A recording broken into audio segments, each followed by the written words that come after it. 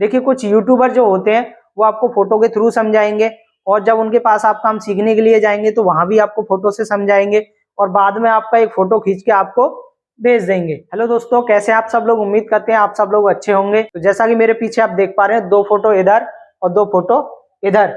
तो आज की वीडियो में हम जानेंगे कि जितने भी हमारे सैमसंग के मोबाइल आते हैं जिनमें एमोलेड डिस्प्ले लगा होता है, उसके अंदर एक आईसी आता है SM3010।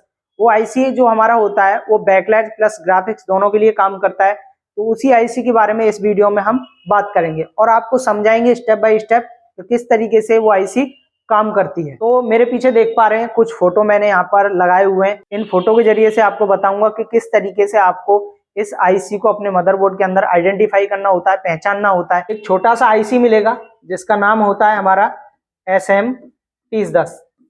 ये जो आईसी होता है ग्राफिक्स प्लस बैकलाइट दोनों के लिए काम करता है। इसके पास में आपको 3 कॉइल देखने के लिए मिलेंगी।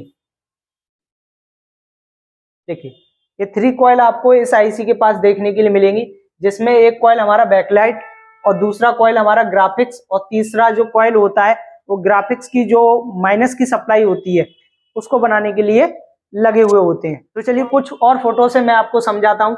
देखिए ये एक दूसरे मदरबोर्ड का फोटो है और यहाँ पर भी आप देख सकते हैं 3 कॉइल देखने के लिए मिल रहा है। तो ये जो है एक दूसरे मोबाइल का फोटो है जिसमें आपको 3 कॉइल देखने के लिए मिल रहा है और उसके पास एक आईसी भी लगा हुआ है। और आप सबसे लास्ट में देख सकते हैं ये सैमसंग जो है J7 का बोर्ड है और इसके पास भी आप देख सकते हैं 3 कॉइल देखने के लिए आपको मिल रहा है। तो बेसिकली आप बहुत ही आसानी से इस आईसी को पहचान सकते हैं। 3 कॉइल एक आईसी जहां भी आपको लगी हुई मिल जाए वो हमारा बैकलाइट प्लस ग्राफिक्स वाला SM3010 आईसी होता है। तो इस तरीके से आप बहुत ही आसानी से इस आईसी को आइडेंटिफाई कर सकते हैं। तो अब बात करते हैं ये आईसी किस तरीके से वर्क करती है, कितना इस आईसी का इनपुट वोल्टेज होता है, कितना इस आईसी का आउटपुट वोल्टेज होता है, किस तरीके से आईसी हमारा इनेबल होता है। साथ ही हम बताएंगे ये जो 3 कॉइल लगी हुई हैं इन 3 कॉइल का क्या काम होता है। तो देखिए इन फोटो को देखकर आप बहुत ही अच्छे तरीके से आइडेंटिफाई कर सकते हैं कि किस तरीके से इस आईसी को पहचानना होता है। लेकिन आइडेंटिफाई करने से रिपेयरिंग नहीं होगी, उसके लिए आपको एस्टिमेट लेवल की नॉलेज होना जरूरी है। तो चलिए जानते हैं कि ये आईसी किस तरीके से काम करती है। चलिए तो इन फोटो से आगे चलते हैं और आपको बताते हैं कि आईसी किस तरीके से एक एस्टिमेटिक लेवल पर कार्य करती है।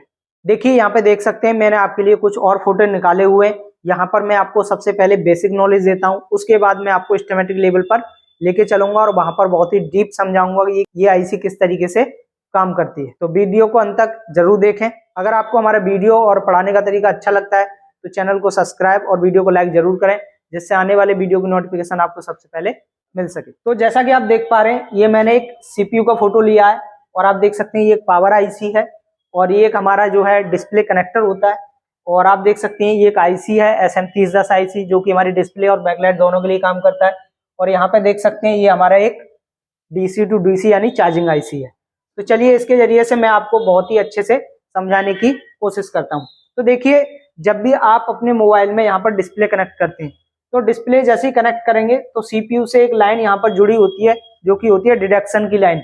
अब ये डिडक्शन की लाइन काम कैसे करती है वो मैं आपको बताता हूँ। देखिए पावर आईसी से एक 1.8 का एक रजिस्टर के थ्रू एक सप्लाई आता है जो कि इस डिडक्शन पिन को काम कराता है। अगर ये डिडक्शन पिन हमारे सीपीयू से ब्रेक हो गया तो हमारा सीपीयू समझ ही नहीं पाएगा मेरे अंदर जो है डिस्प्ले लगा हुआ है या नहीं लगा हुआ है और आपका जो डिस्प्ले है वो ब्लैंक हो जाएगा।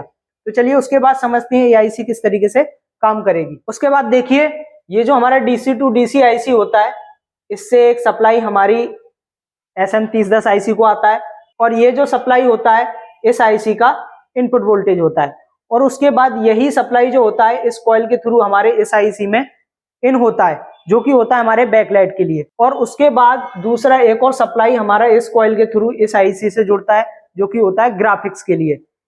उसके बाद में जैसे ही इस आईसी को इनेबल सिग्नल मिलता है ये आईसी हमारा ग्राफिक्स प्लस बैकलाइट के दोनों के वोल्टेज आउट कर देगी। लेकिन इस आईसी को जो 1.8 का इनेबल सिग्नल मिलता है वो किसी एलडीओ के थ्रू आएगा, यानी उस सप्लाई को कोई ना कोई एलडीओ जनरेट करेगा। तो आपके मोबाइल में कोई ना कोई एक 4 पिन का एलडीओ लगा रहता है जिसके एलडीओ से 1.8 का सप्लाई हमारे डिस्प्ले पर आता है और जैसे ही यहाँ पर आप अपना डिस्प्ले कनेक्टर लगाएंगे वैसे ही डिस्प्ले कनेक्टर से घूम के ये सप्लाई हमारी इस आईसी को आ जाती है।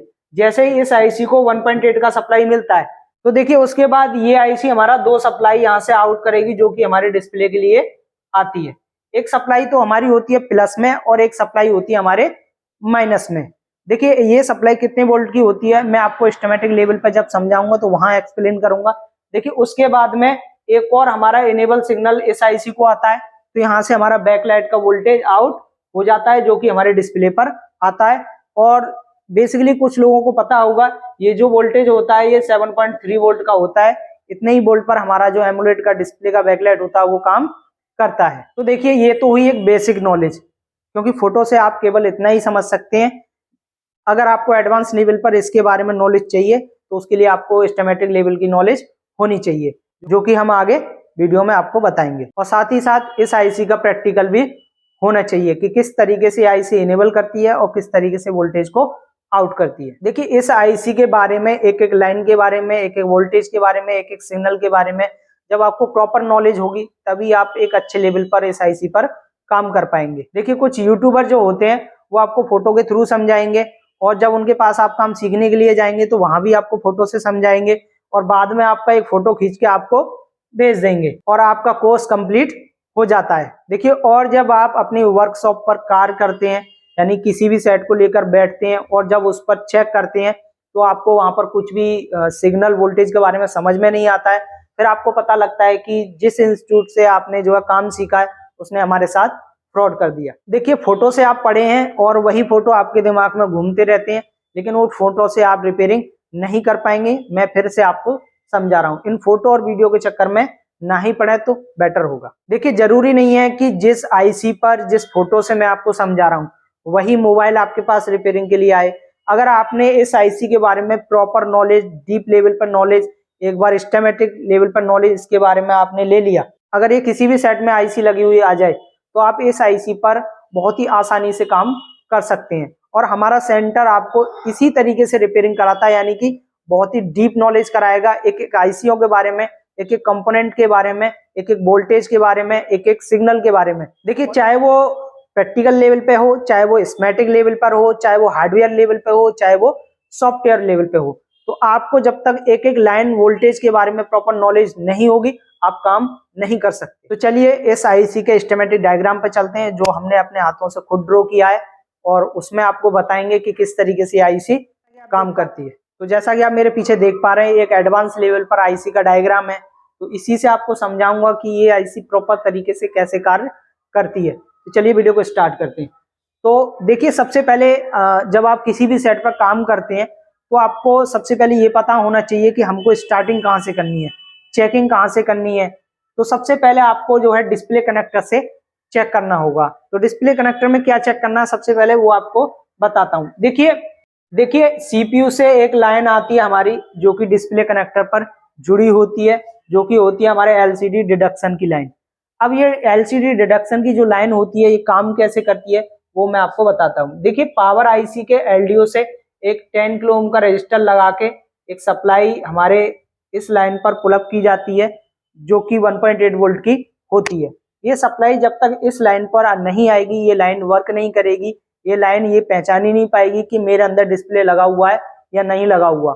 चाहे आपकी आईसी ठीक है, चाहे सप्लाई बन रही है या नहीं बन रही है, जब तक सीपीयू डिटेक्ट नहीं करेगा कि मेरे अंदर डिस्प्ले लग गया है तब तक आपका जो है ग्राफिक्स ना तो बैकलाइट आएगा ना ग्राफिक्स शो होगा।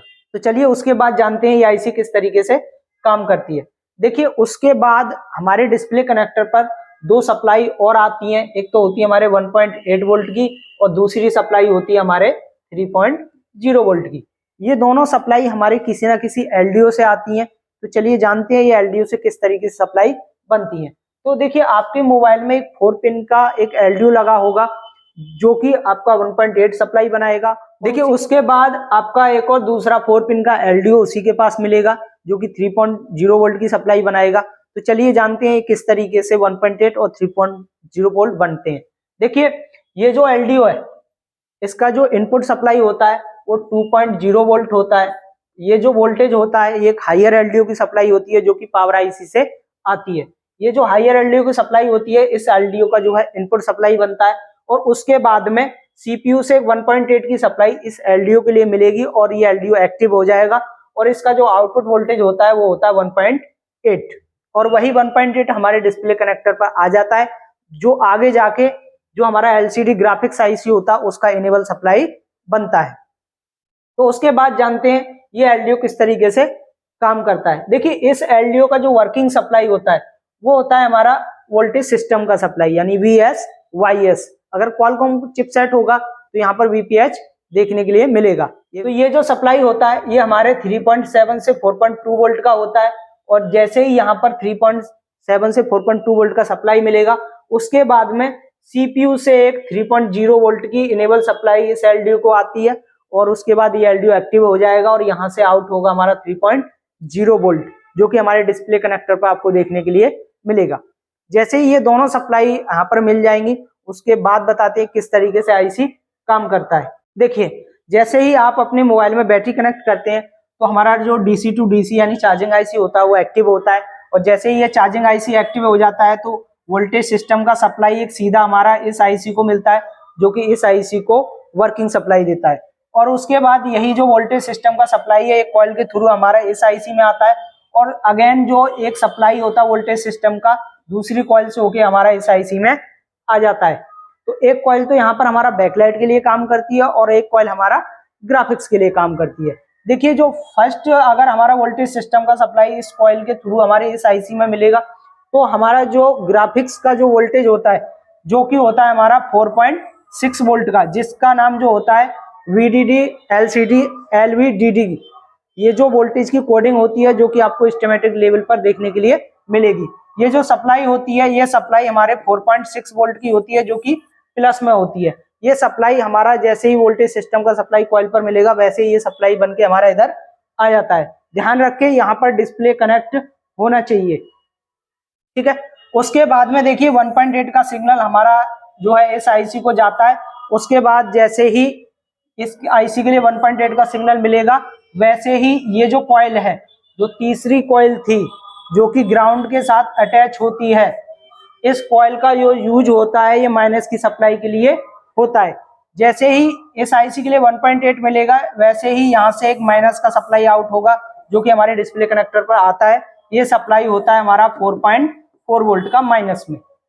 ये जो सप्लाई होता है ये जो दोनों सप्लाई होती हैं ये ग्राफिक्स के लिए काम करती है। बेसिकली जो सादा हमारी TFT डिस्प्ले आती है उसमें आपने दो सप्लाई देखा होगा, एक तो +5 वोल्ट और एक -5 वोल्ट जिसको हम BSP और BSN के नाम से जानते हैं। बेसिकली ये एक एमुलेट डिस्प्ले का डायग्राम है। तो यहाँ पर आपको 4.6 वोल्ट और 4.4 वोल्ट का सप्लाई देखने के लिए मिलता है। इनका जो नाम होता है वो LVDD और ELVSS के नाम से जाना जाता है। देखिए उसके बाद अगेन जो है हमारा एक 1.8 का जो इनेबल सिग्नल है दोबारा से इस IC के अंदर इन होता है और यहीं से एक सप्लाई हमारे CPU के लिए भी चला जाता है। जैसे ही ये सप्लाई हमारी इस IC के लिए आएगा उसके बाद जो हमारा दूसरा जो कॉइल है ये एक्टिवेट होगा और यहाँ से आउट होंगे हमारे बैकलाइट के 7.3 वोल्ट। ये जो 7.3 वोल्ट का सप्लाई है हमारे डिस्प्ले कनेक्टर पर आपको देखने के लिए मिलेगा जो कि बैकलाइट के लिए काम करता है।